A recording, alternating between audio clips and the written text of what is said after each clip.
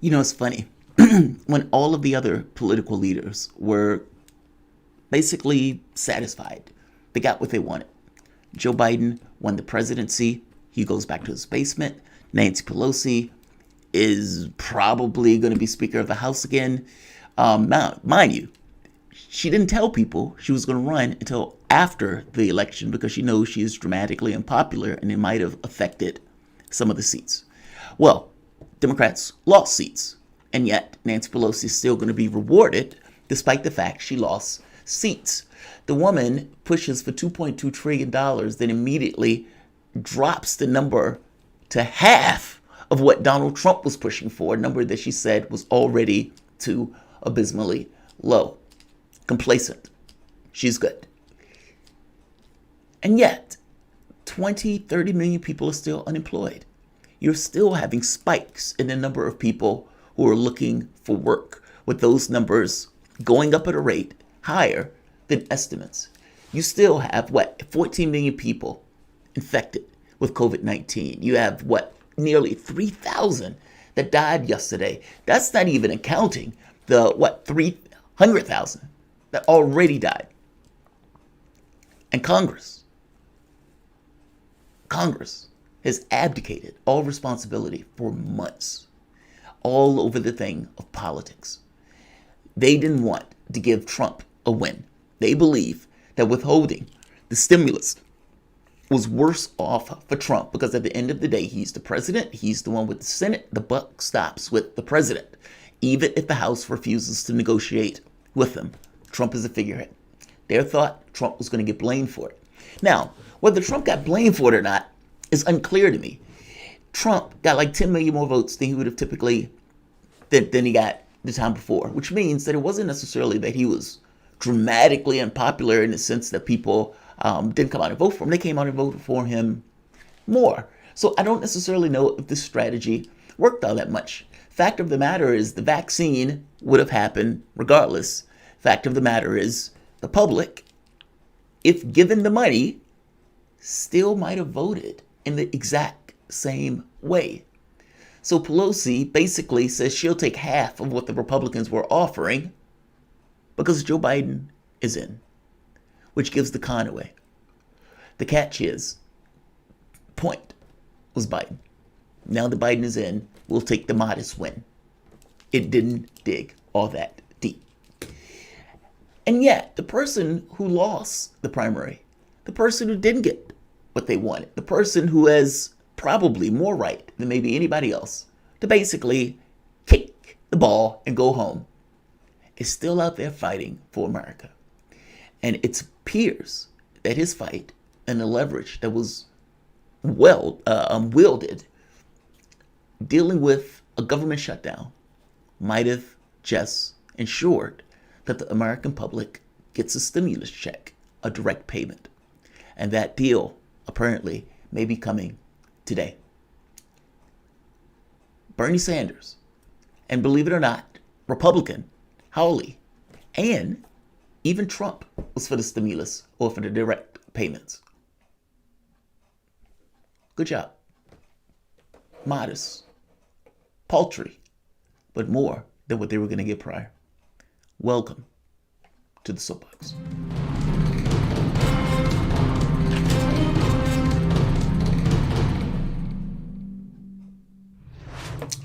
My name is Jamarl Thomas. This is the Progressive Soapbox. Guys, if you dig this content, please like, share, and subscribe. You can always support this content through PayPal or Patreon. This content is brought to you by you, and I appreciate you the opportunity for allowing me to do so. This is Sanders. Sanders, despite the fact that he has been maligned, despite the fact that the information came out from the autopsy in Iowa that he was cheated by the DNC. We already knew that. But on top of all that, Sanders still plugs along, even when he's by himself, fighting for you and me. Pandemic now, you got 90 million people who are uninsured or We all came together in March to say that every working class adult in this country would get $1,200 and their kids would get $500. So you got a husband and wife and 2 kids, that's $3,400. Maybe they could use that money to pay a couple of months' rent, buy some food, go to the doctor. We're looking at a horrible pandemic now, and you got 90 million people who are uninsured or underinsured. That's all we are asking, is to do what we unanimously did in March. We all came together in March to say that every working class adult in this country would get $1,200 and their kids would get $500.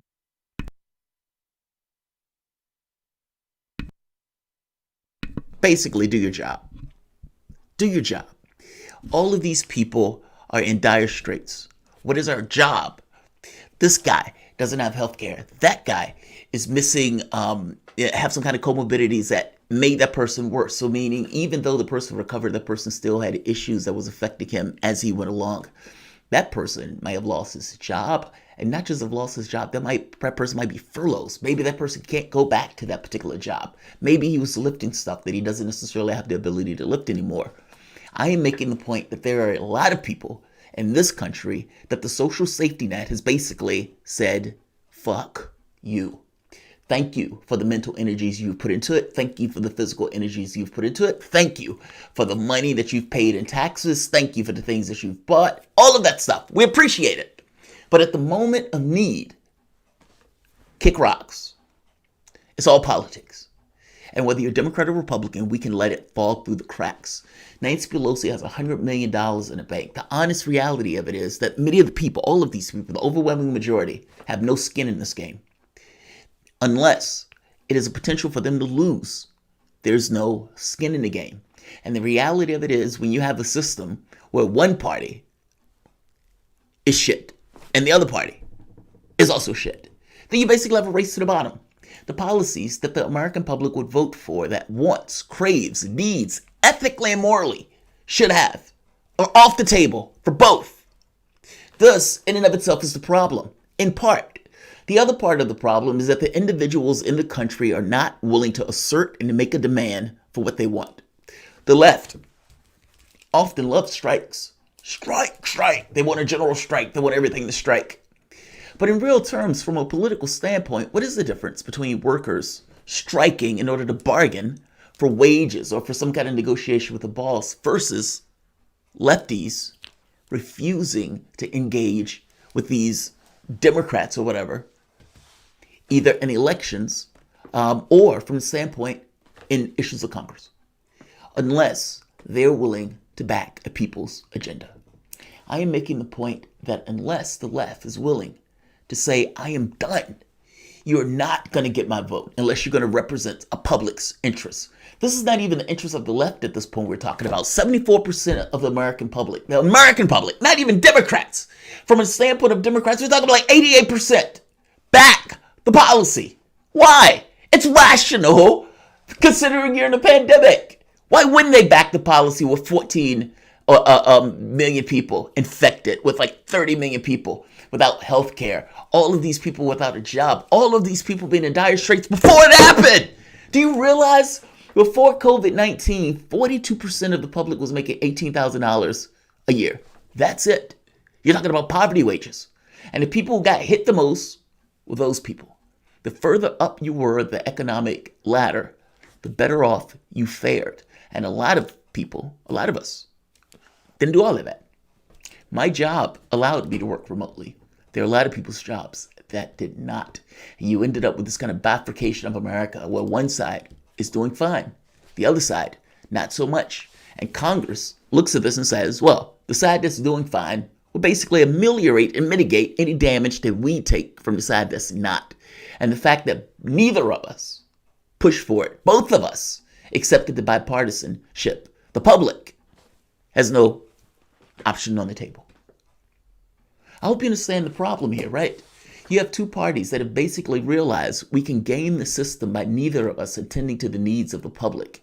And both of us can put up a bunch of items that the public is not entirely all that much engaged in, or at the very least create culture war issues, as opposed to dealing with real economic issues. The catch is those economic issues deal with things that affect the money and the wallets of the people who put money into Democratic parties' pockets, and controls this revolving door. Meaning, if your kid want a job someday, you want me to put money in your pocket one day, you want to get those paid speeches one day, knuckle up, kneel down. You know what you got to do. You got to dance for me.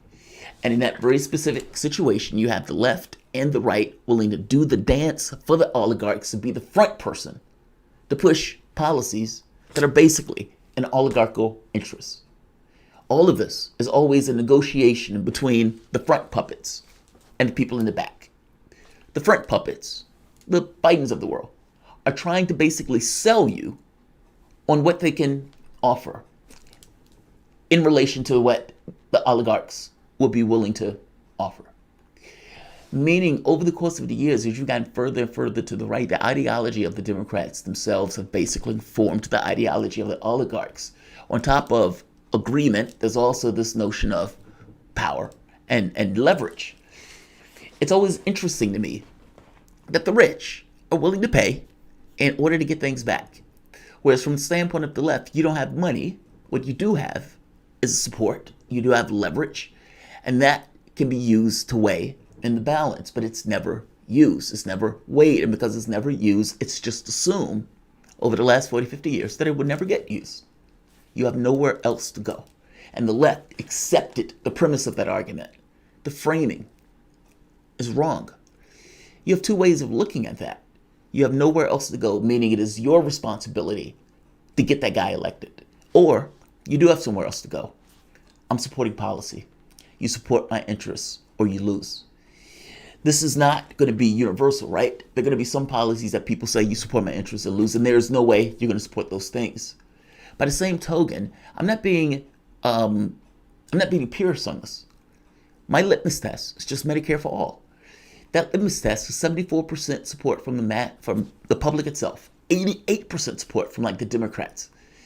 So within a representative government, it is well within my right to say, represent the public's interests, or you shouldn't get the public's support.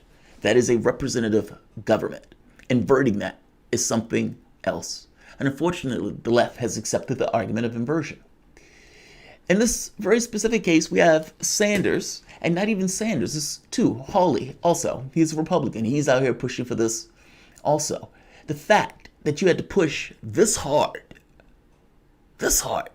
you literally had to hold the government up and basically say, you're going to be shut down if you don't do the public's agenda. And the public's agenda is a modest.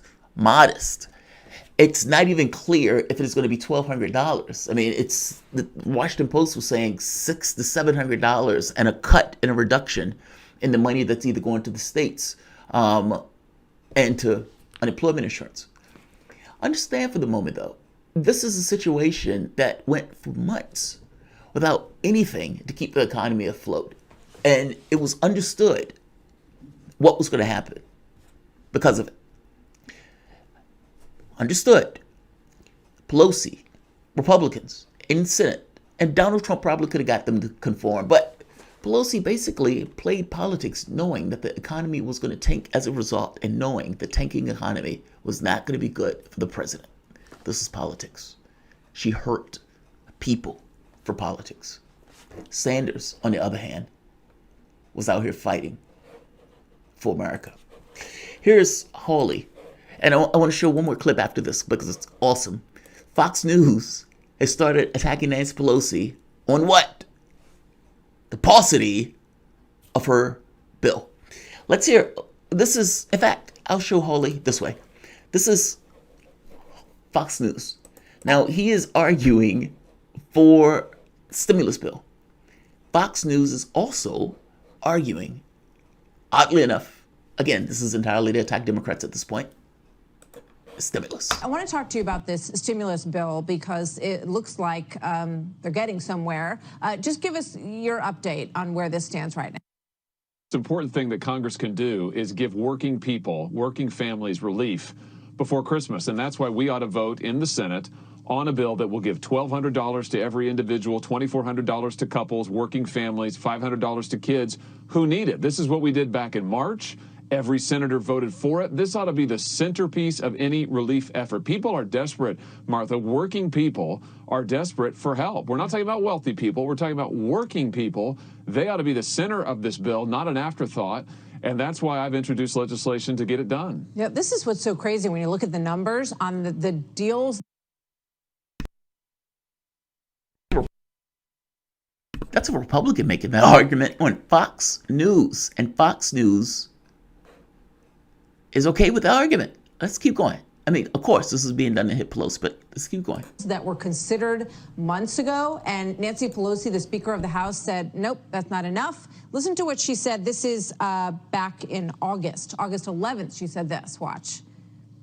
Last week, they came up with some meager proposals, and the president then over the weekend did even less to give an illusion so that the market would go up and people would think we're not paying attention, that he might be doing something. But let me just say this. We have children who are food insecure in our country. So we have children who are food insecure, and that's absolutely true. You have people going to food banks who have never been to a food bank in their life and never expected to be at one. But let's put up this graphic. Matt Taibbi wrote about this today. Let's put up this graphic that shows. Shout out to Matt Taibbi.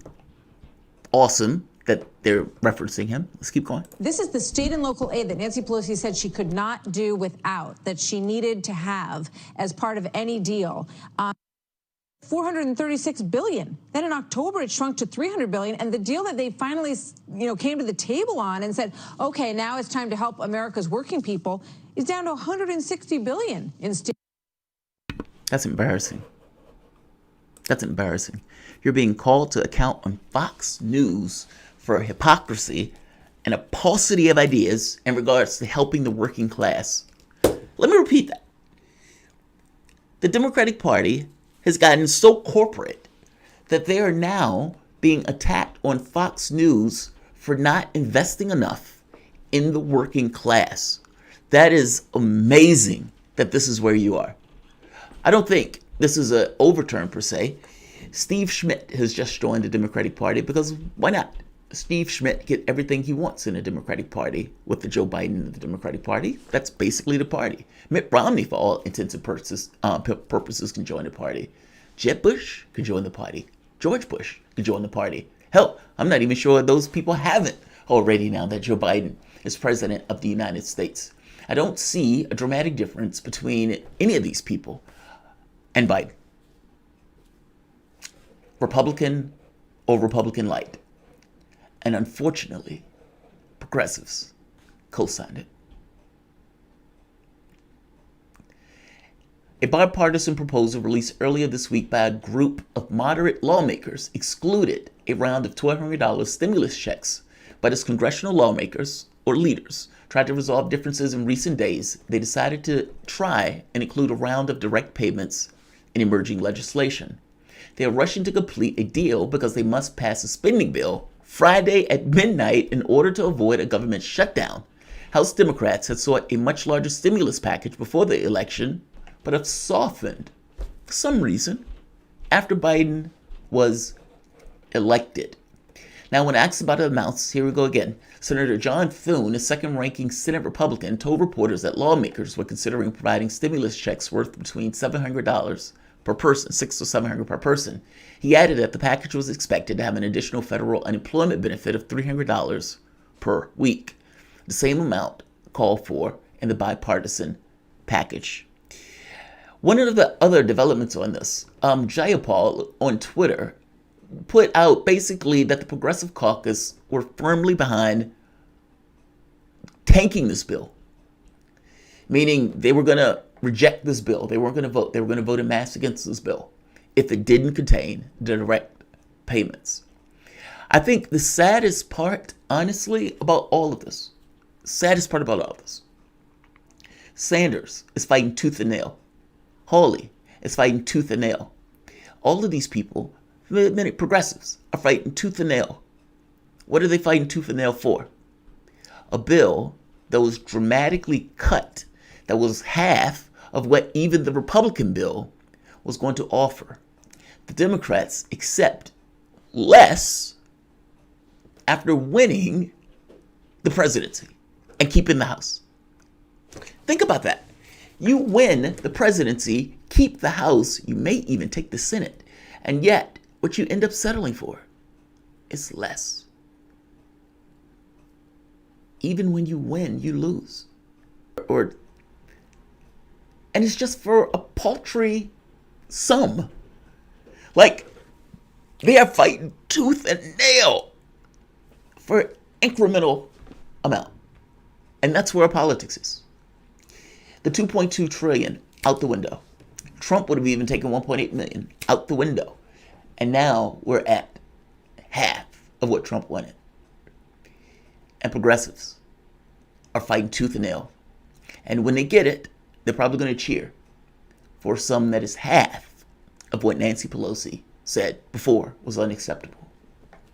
I'm just saying, keep that in your mind when all of this takes place, because sometimes when people feel like they won something, they don't necessarily entirely evaluate what exactly they won and whether or not what they won was sufficient in the first place, where you could even call it a win. Yes, the direct payments will be good, but let's be very clear. This has gone on for months, and the American public is basically was left in the lurch. And this public that is hurting, the best that the public can get from a political instrument is $600 or $700. Like, share,